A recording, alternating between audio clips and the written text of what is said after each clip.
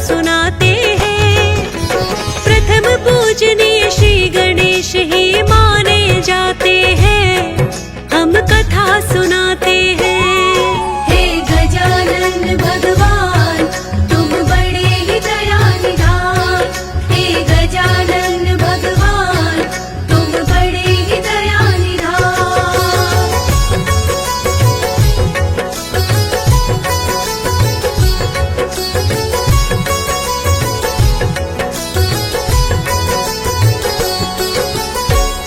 भक्तजनों, आज हम गौरी नंदन श्री गणेश जी की जन्म कथा का वर्णन करेंगे।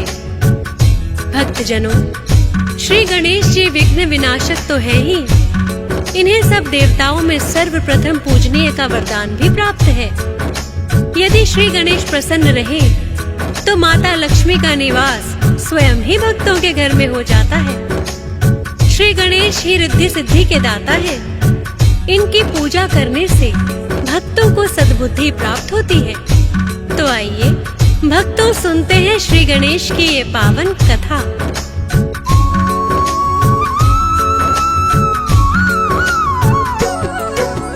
गणपति जी का सुन लो भक्तों कैसे हुआ अवतार। ग्रंथों और पुराणों में वर्णन है बारंबार। श्री गणेश की कथा ये भक्तों बड़ी ही पावन है। श्री गणेश जी कृपा करे जो करता श्रवण है। शिव पुराण में मिलता है श्री गणेश कथा का वर्णन। भक्तों अब तुम सभी ध्यान से सुनो लगा कर मन। एक बार गौरा माता जी कर रही थी स्नान, तभी अचानक पहुंच गए हैं शिव शंकर भगवान। लज्जावश माता के नेत्र फिर झुक ही जाते हैं, पावन कथा सुनाते हैं। प्रथम पूजनीय श्री गणेश ही माने जाते हैं, हम कथा सुनाते हैं।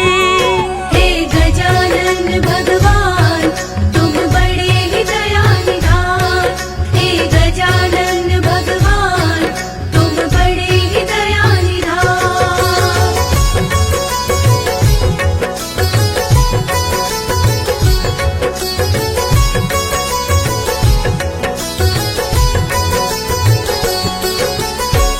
भक्तजनों, एक बार की बात है, माता गौरा जब स्नान कर रही थी तो अचानक वहां भोलेनाथ पहुंच जाते हैं। लज्जावश माता का स्नान अधूरा ही रह जाता है। तब माता गौरा ने सोचा, शिवगण तो कोई भोलेनाथ को रोक नहीं सकते, अतः महल के द्वार कोई ऐसा दरबान होना चाहिए जो मेरी आज्ञा के बिना किसी को महल के भीतर प्रवेश नहीं करने दे। माता को इसका एक उपाय सूझा। वहां पे शिव का अचानक आना मां को रास न आया। माता ने अपनी काया से फिर उबटन छुड़वाया। अपने उबटन से मां ने एक पुतला बनाया है। उस पुतले की बालक के जैसी ही काया है। माता पार्वती फूंकना चाहे उस पुतले में प्राण, यही समझकर माता ने किया भोलेनाथ का ध्यान। फिर माता ने उसके कान में मंत्र फूंक दिया है। मंत्र की शक्ति से पुतला भी जीवित हो गया है। पुतला माँ ने बनाया था, अब प्राण आ जाते हैं, पावन कथा सुनाते हैं। प्रथम पूजनीय श्री गणेश ही माने जाते हैं, हम कथा सुनाते हैं। हे गजानन भगवान तुम बड़े ही दयानिधान, हे गजानन भगवान तुम बड़े ही दयानिधान।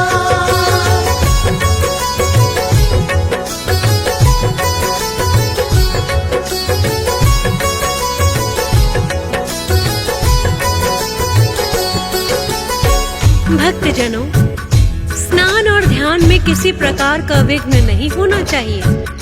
यही सोचकर माता ने अपने उपटन से पुतला बनाया था और अपने मंत्रों की शक्ति से उसमें प्राण फूंक दिए ताकि माता के स्नान में कोई विघ्न न आए। श्री गणेश जी को इसीलिए विघ्न विनाशक भी कहते हैं, क्योंकि माता गौरा ने उन्हें स्वयं अपने हाथों से बनाया था। इसीलिए सर्वप्रथम बालक ने माता गौरा को ही प्रणाम किया।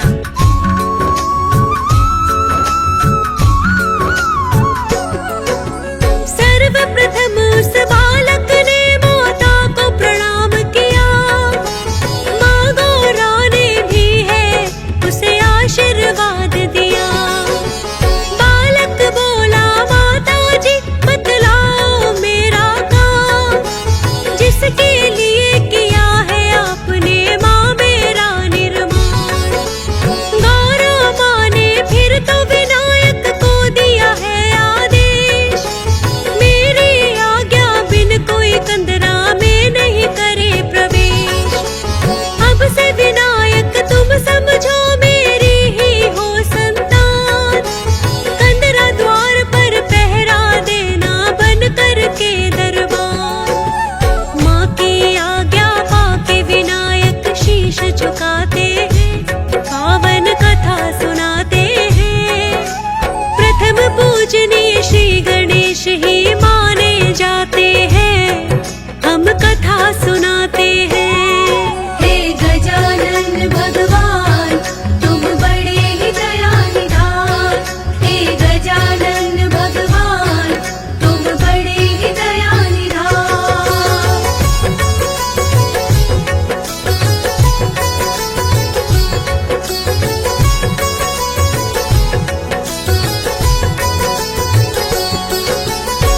भक्तजनों, विनायक ने शीश झुकाकर बोला, हे माता, आपने मुझे जिस कार्य के लिए बनाया है, कृपा करके मुझे आज्ञा दे।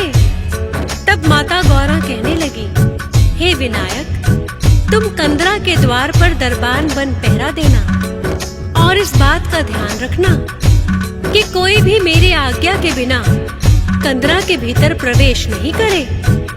अब मुझे स्नान करने को जाना है, तुम कंदरा के द्वार पर जाकर पहरा दो।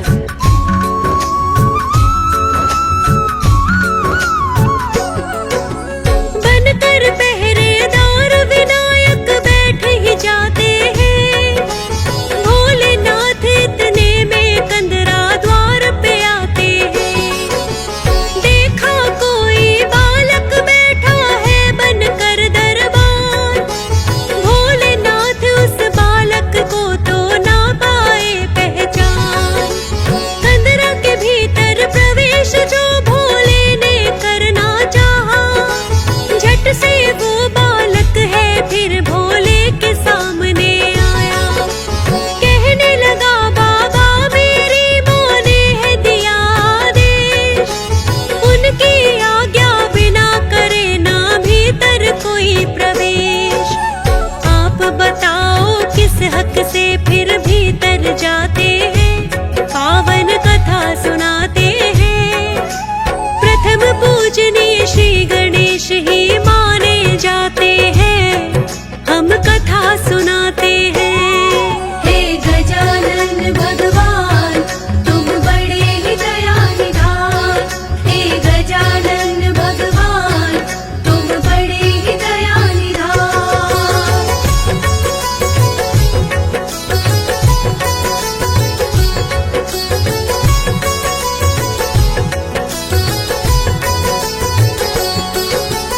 भक्तजनों, इस प्रकार विनायक ने भोलेनाथ को भीतर जाने से रोक दिया और कहने लगे कि हे बाबा, मेरी माता का आदेश है कि उनकी आज्ञा के बिना कोई भी भीतर प्रवेश नहीं कर सकता। अतः मैं आपको कंदरा के भीतर प्रवेश करने की अनुमति नहीं दूंगा। अनजान बालक के वचन सुनकर भोलेनाथ को बड़ा ही विस्मय हुआ और विनायक से कहने लगे,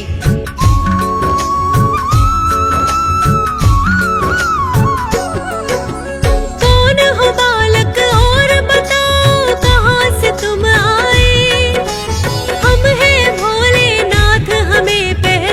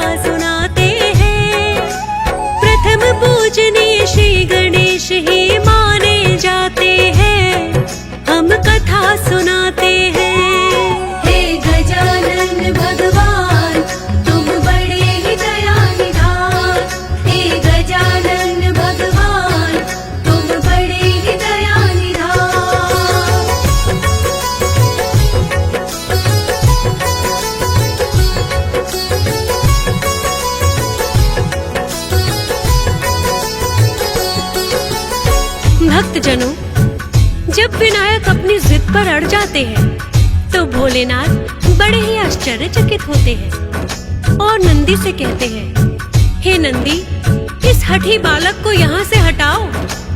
भोलेनाथ की आज्ञा पाकर नंदी विनायक को बलपूर्वक हटाने का प्रयास करने लगे, किंतु विनायक टस से मस नहीं हुए।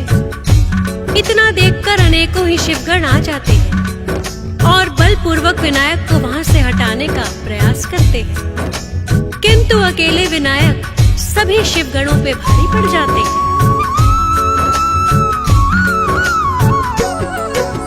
सारे ही शिवगण मिलकर भी उन्हें हटा ना पाए। इतना देखकर भोलेनाथ को क्रोध बड़ा ही आए। भोलेनाथ ने फिर से विनायक को चेताया है, हट जाओ बालक वरना समझो काल तेरा आया है। किंतु विनायक ने तो जैसे सुनी नहीं चेतावनी। शिवगण और विनायक में हो रही तनातनी। उस बालक पर भोलेनाथ को क्रोध बड़ा ही आया। क्रोधित होकर भोलेनाथ ने फिर त्रिशूल चलाया। शीश विनायक का त्रिशूल से काट गिराते हैं, पावन कथा सुनाते हैं। प्रथम पूजनीय श्री गणेश ही माने जाते हैं, हम कथा सुनाते हैं। हे गजानन भगवान, तुम बड़े ही दया निधान। हे गजानन भगवान, तुम बड़े ही दया निधान।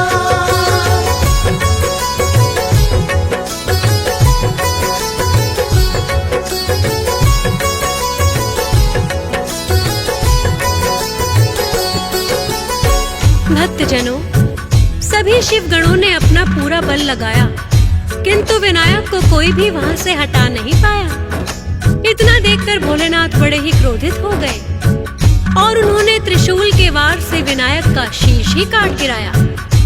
इतने में स्नान करके गौरा माता लौट आती हैं और जब उन्होंने ये दृश्य देखा और भोलेनाथ को क्रोधित देखा तो तुरंत समझ गई और कहने लगी, हे भोलेनाथ, ये आपने क्या किया? ये तो भोलेनाथ कहने लगे, ये बालक बड़ा ही जिद्दी था। मुझको यह भीतर प्रवेश करने से रोक रहा था। न तो इसने मेरी बात मानी और न ही किसी शिवगण के समझाने से माना और बल का प्रयोग भी करने लगा। इसीलिए मैंने इसे उचित दंड दिया है। तब भोलेनाथ से माता गौरा विलाप करते हुए कहती है, स्वयं ही भोलेनाथ दिया था मैंने इसे आदेश। मेरी आज्ञा बिना करे ना कोई कंदरा में प्रवेश। मेरे ही आदेश का पालन ये तो कर रहा था। आप बताएं भोलेनाथ, फिर इसका दोष है क्या? दोष अगर मेरा ही है तो दंड मुझे भी दो, या फिर मेरे पुत्र को भोले जीवित तुम कर दो। कहने लगे भोले ये तो न संभव हो पाएगा। खंडित हो गया शीश वार से कैसे जुड़ जाएगा। सुनकर माँ की आंखों से आंसू आ जाते हैं, पावन कथा सुनाते हैं। प्रथम पूजनीय श्री गणेश ही माने जाते हैं, हम कथा सुनाते हैं। हे गजानन भगवान, तुम बड़े ही दया निधान। हे गजानन भगवान, तुम बड़े ही दया निधान।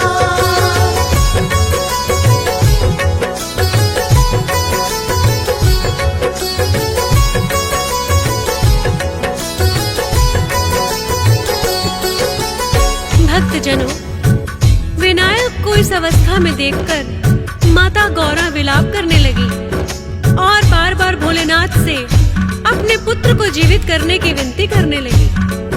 किंतु भोलेनाथ ने समझाया कि हे देवी, ये कदापि संभव नहीं है, क्योंकि त्रिशूल के वार से विनायक का शीश ही खंडित हो चुका है। जब बार बार विनती करने पर भोलेनाथ नहीं माने, तो माता गौरा क्रोधित हो गई और कहने लगी, यदि मेरा पुत्र ही जीवित नहीं हो सकता, तो फिर मेरे क्रोध की ज्वाला का ताप तीनों लोगों को सहना पड़ेगा। माता का यह विकराल रूप देखकर सभी देवता गण थर थर कांपने लगे। उन्होंने भोलेनाथ से विनती की, हे भोलेनाथ, यदि माता के क्रोध की अग्नि भड़क गई, तो ये तीनों लोग जलकर भस्म हो जाएंगे। अतः हम आपसे विनती करते हैं कि विनायक को जीवित करने का कुछ तो उपाय कीजिए।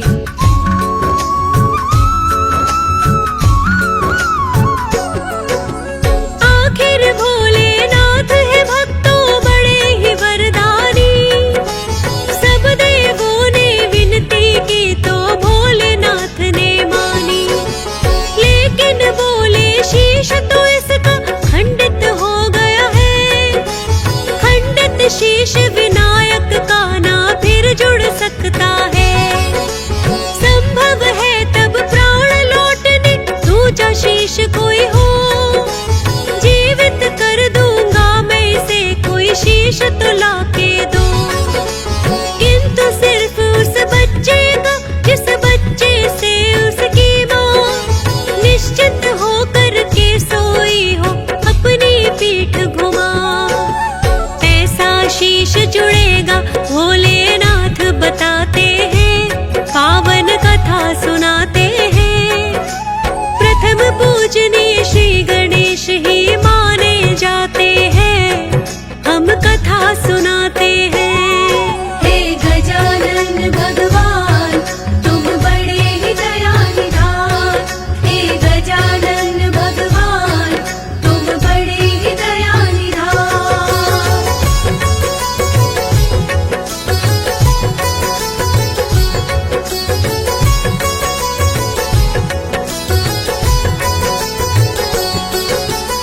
भक्तजनों, भोलेनाथ ने बताया कि विनायक का जीवित होना तभी संभव है जब इसके लिए कोई दूसरा शीश की व्यवस्था की जाए। लेकिन ध्यान रहे, शीश ऐसे बालक का होना चाहिए जिससे उसकी माता पीठ फेर कर सोई हो। सभी देवता वन की ओर ऐसे शीश की खोज में चल दिए, तो स्वयं भगवान विष्णु को भद्रा नदी के किनारे एक वन में ऐसी हथनी दिखाई दी जो अपने बच्चों की ओर पीठ करके सोई हुई थी। तब भगवान विष्णु उस हाथी के बच्चे का शीश लेकर आए और भोलेनाथ के हाथों में सौंप दिया।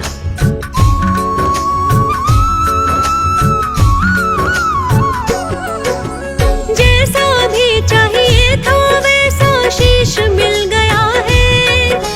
गज का शीश ही भोलेनाथ ने विनायक को दिया है। जोड़ा शीश तो विनायक के फिर लौटाए हैं प्राण। भोलेनाथ वरदानी भी है और है दयानिधान। फिर तो विनायक ने भोले से क्षमा याचना की, हाथ जोड़ कर कहने लगे कि मुझसे भूल हुई।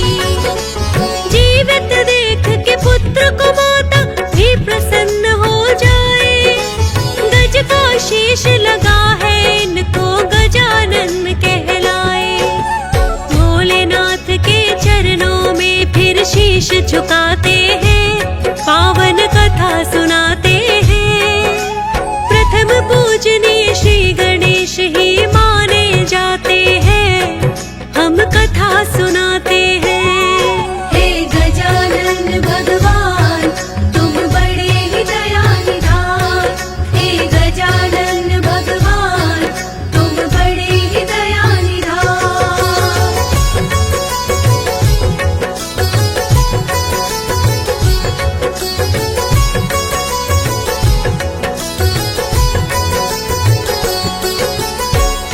भक्तजनों, इस प्रकार भोलेनाथ ने विनायक को फिर से जीवित कर दिया और विनायक को गज का शीश लगने के कारण ही इन्हें गजानन के नाम से जाना जाता है। जीवित होते ही विनायक ने भोलेनाथ से क्षमा प्रार्थना की।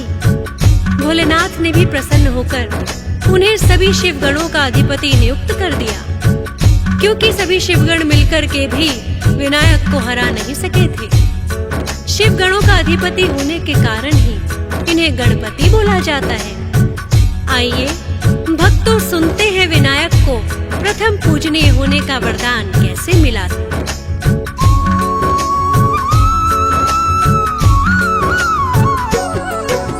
गणेश कार्तिक दोनों ही भक्तों शिव की है संतान, दोनों ही उत्तम है वो तो और दोनों ही महान। एक बार दोनों भाइयों में होने लगी चर्चा, दोनों में से किसको मिले सर्वोत्तम का दर्जा। दोनों भाई आपस में ही जानना चाहते हैं, प्रश्न ये लेकर ब्रह्मा जी के पास में आते हैं। दोनों भाइयों ने ब्रह्मा जी को है किया प्रणाम, लगे पूछने हम दोनों में बोलो कौन महान। सुनकर उनका प्रश्न ये ब्रह्मा जी मुस्काते हैं, पावन कथा सुनाते हैं। प्रथम पूजनीय श्री गणेश ही माने जाते हैं, हम कथा सुनाते हैं।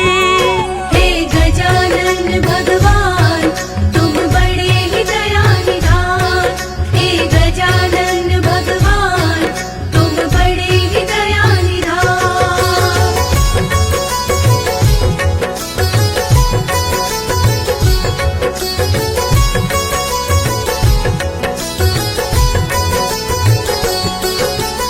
भक्तजनों, कार्तिक और गणेश का ये प्रश्न सुनकर ब्रह्मा जी मुस्काए और कहने लगे, इस प्रश्न का उत्तर तो मेरे पास भी नहीं है। आप दोनों विष्णु जी के पास जाएं। हो सकता है विष्णु जी इस प्रश्न का हल कर दें। तब दोनों भाई अपना यही प्रश्न लेकर विष्णु जी के पास जाते हैं और उनके चरणों में वंदन करते हुए वही प्रश्न विष्णु जी से भी करते हैं। किंतु विष्णु जी ने भी प्रश्न का उत्तर देने में असमर्थता जताई और कहने लगे, आप दोनों भाई भोलेनाथ की संतान हैं, तो स्वयं भोलेनाथ ही बताएंगे आप दोनों में से उत्तम कौन है। तब दोनों भाइयों ने भोलेनाथ से आकर यही प्रश्न किया। उनका प्रश्न सुनकर भोलेनाथ कहने लगे,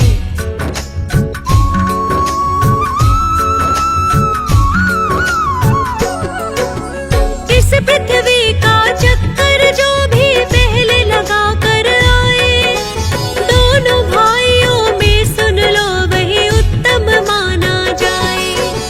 सर्वोत्तम होने का उसे ही मिल जाए अधिकार, और पूजा भी करे प्रथम उसकी सारा संसार। इतना सुनकर कार्तिक तो है हुए अधीर बड़े, लगाने को पृथ्वी का चक्कर लेकर मोर उड़े। लेकिन भक्तों विनायक की तो मूषक ही है सवारी, उस पर बैठ के कैसे घूमते सोचो पृथ्वी सारी। अपने बुद्धि बल को विनायक फिर आजमाते हैं, पावन कथा सुनाते हैं। प्रथम पूजनीय श्री गणेश ही माने जाते हैं, हम कथा सुनाते हैं। हे गजानन भगवान तुम बड़े ही दयानिधान, हे गजानन भगवान तुम बड़े ही दयानिधान।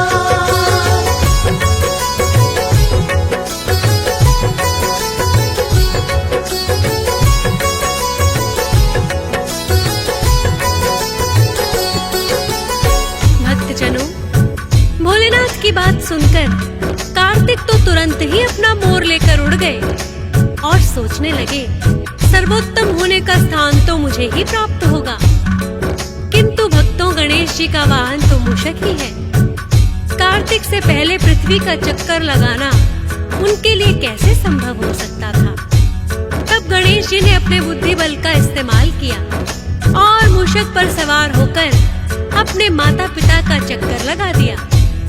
कहने लगे, माता पिता का स्थान तो सारे ब्रह्मांड से ऊंचा है। श्री गणेश जी की बात सुनकर भोलेनाथ बहुत ही प्रसन्न हुए और उन्हें सर्वोत्तम स्थान दे दिया। भोलेनाथ के आशीर्वाद से ही सभी देवताओं में श्री गणेश जी की पूजा सबसे पहले होती है।